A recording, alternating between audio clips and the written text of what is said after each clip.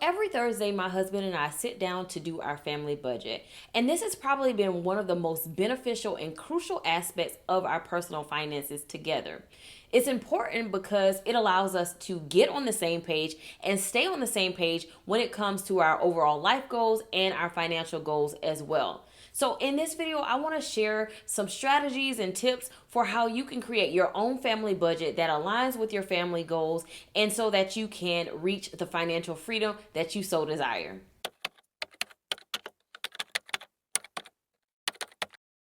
Hey guys, I'm Fo from MamaAndMoney.com, where I teach you how to make and manage money to become financially free.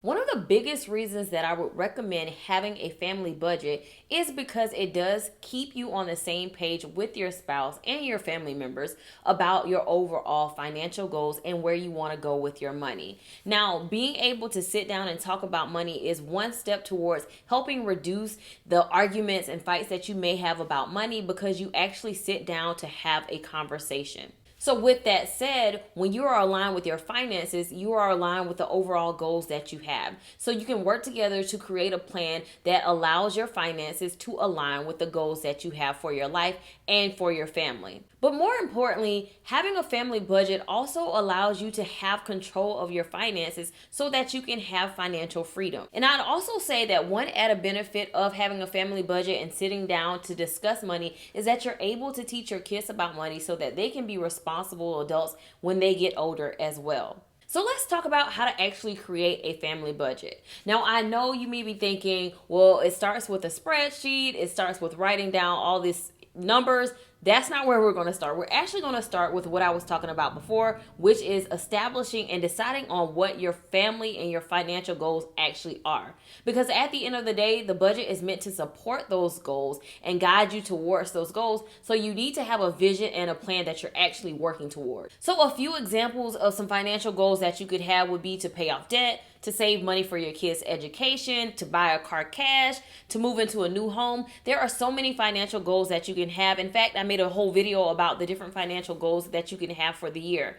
Nonetheless, you want to sit down with your family to figure out what is it that we're actually trying to achieve, what are we working towards that we can put our money behind to be able to reach those goals. Now, I also say that as you are creating these goals, don't just limit them to financial goals. You also want to come up with some family goals as well. So together as a family, sit down to create what are our goals as family, whatever your last name is. Write those down, and that's how you're going to begin the journey of creating a budget that supports those goals. So do me a favor, before I go to the next step, I want you to comment below and let me know what are some of the financial goals that you have for your family. The next thing that you want to do after establishing your goals is to actually decide what budgeting method you're going to use.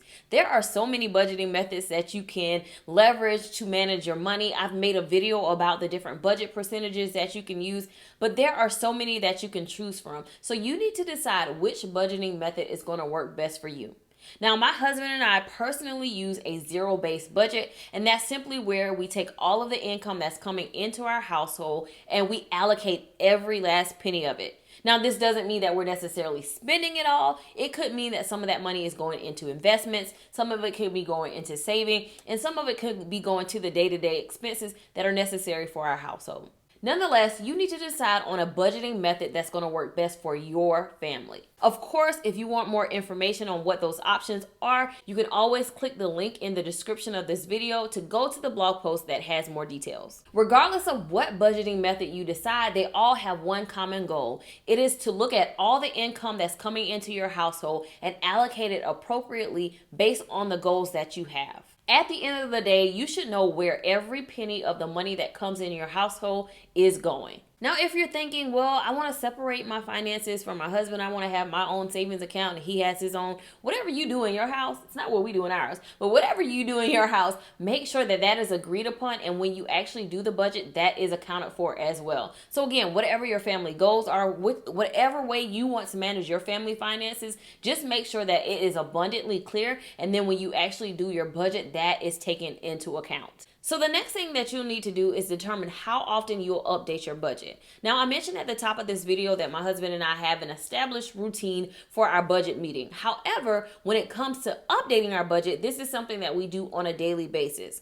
So as we spend money, we make an account for that in our budget spreadsheet. This ensures that we're in line with what we've already planned for that budget pay period. Now, this is completely up to you whether this is something that you want to do every day, every week, as long as you're making sure you're keeping track of your expenses in a timely manner to make any necessary adjustments to your budget. Nonetheless, once you have determined the frequency in which you're going to update your budget and also set a standing time to have your budget meeting so that you can review some of the expenses, any changes that need to be made to the budget, and any other pertinent information concerning your finances. Another important thing to consider is how you're going to actually track your budget. Just as there are so many ways that you can actually budget out based on percentages and based on different budget categories, there are many different ways that you can actually track your budget. So perhaps you may be a spreadsheet person, you might be a budgeting app person, or you might be an old school pen and paper, write it down type of person. Whatever works for your family, you guys need to decide which budgeting method you're going to use to actually track your budget. Now, I will say my husband and I do use a budget spreadsheet, and the benefit of that is we can access it from all of our devices and we can update it simultaneously. So he can be in the budget spreadsheet, I can be in the budget spreadsheet, and we can make comments, we can make notes, and we can discuss it at the same time. Now, I get not everyone's tech savvy, not everyone knows how to create a budget spreadsheet, but don't worry, I got you covered. I actually have one that's already done for you that can help you budget your finances as a family. I'll leave a link to that budget spreadsheet in the description of this video if you want to check it out. Now, there is always the option of using budgeting apps. In fact, in addition to our budget spreadsheet, we actually leverage a budgeting app to help manage our digital cash envelope. Now, I have a video talking about the exact budgeting app that we use that I'll link in the cards for you to check out. Nonetheless, there are several free and paid budgeting apps that you can leverage that you and your spouse have access to. So as you are updating your budget, they will get notified. And the other benefit of budgeting apps is that you can also connect your bank accounts to them. So you don't even have to manually enter in the transactions that you've made. They'll auto-populate for you, and you just have to make sure they're categorized in the right budget category so that your budget stays in alignment. And then, of course, there are budget printables. You can use pen and paper, you can write it down, you can use a ledger. These are all things that are available to you. And just like the budget spreadsheet, I've already created some budget printables that you can access. You can check all of that out in the description of this video as well. Now, after you figured out what budgeting method you're going to use, how often you're going to update your budget, how you're going to track your budget, the next thing that you have to do is to evaluate your income. Now, let's define what income is. Your income is literally every dollar that is coming into your household. So whether it's you or your spouse that makes the money, whatever income is coming into your household is the income that you need to consider. So that's income from a W-2 salary, that may be income from a side hustle, it may be income from a refund, bonuses, whatever money comes into your household needs to be accounted for in your budget. And once you know what income you have coming in, the next thing that you need to understand is what are your expenses? Now, if you've not been on a budget and you've been kind of spending as you've been going, you may not have a good idea of what your expenses are on a month-to-month basis. So one good way to figure that out is to pull your last 3 months bank statements to calculate how much you've been actually spending on your expenses and maybe even categorizing them. So you may categorize into things that you spent on your house. So maybe that's utilities. You may categorize on how much you spent in transportation. So how much you spent paying for gas, or maybe you had to have some repairs done on your vehicle. You want to know how much you're spending on average on a month-to-month basis so that you can set your budget appropriately. Now, again, the great thing about using an app to budget, you can connect your bank accounts and it can do some of that stuff for you. But if you aren't, keen to using an app, this is definitely something that you can do manually by just pulling your bank statements to see where your expenses have been going. Now, the great thing about doing this exercise manually is that then you can see some expenses that you can actually eliminate. So you may find that you have an unused subscription that you can cancel, or you may see that you're spending way more in groceries or dining out than you ever imagined. And that may be your signal to say, hey, this is an expense that I either need to eliminate or reduce. Ultimately, if your expenses are exceeding your monthly income, then you have a problem. You're obviously living above your means, so you will need to reduce those expenses.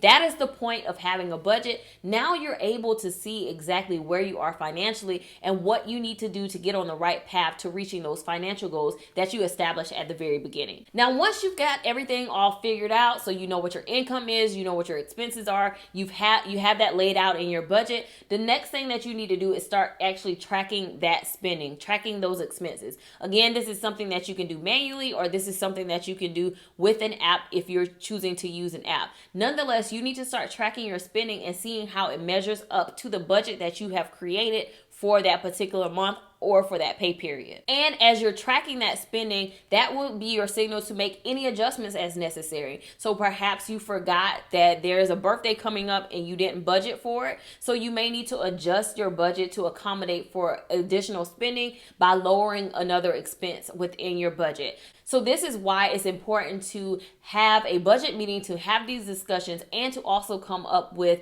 a cadence for how often you're going to update your budget. It allows you to pay for those unexpected expenses, plan for them, and maneuver your finances around to still be able to hit your budget and reach your overall financial goals. Now you've literally created a budget at this point.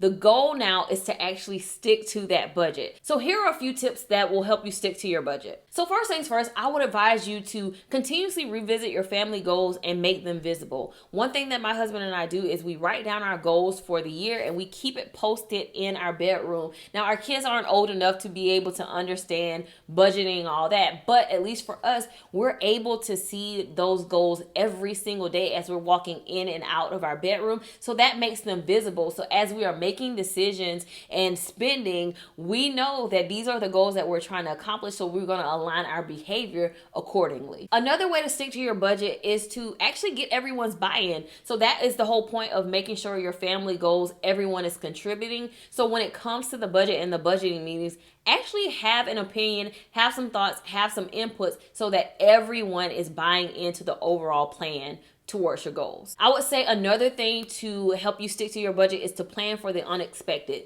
This is usually how you get off budget. There are unexpected expenses, emergencies pop up, things that you just didn't expect to have to pay for. Plan for those things. So you may want to have a miscellaneous line in your budget where you're starting to put money aside for those unexpected expenses, kind of having a buffer in your budget just in case. But if you want to be able to stick to your budget, know that the unexpected does happen, so just plan for it. And then lastly, I would say another way that you can stick to your budget is to actually put boundaries in place. So perhaps if it's a boundary around your spending, you may have to consult with your spouse if it's above a certain amount, a dollar amount, before you buy. So that may be a boundary that you put in place. Or you may want to leverage cash envelopes where you literally cannot spend more than you actually have. So those are some things that you can put in place to help you stick to your budget. So overall, I definitely think it's a great idea to have a family budget. It is something that's going to bring your family together towards your goals and create a plan to help you reach them as a family.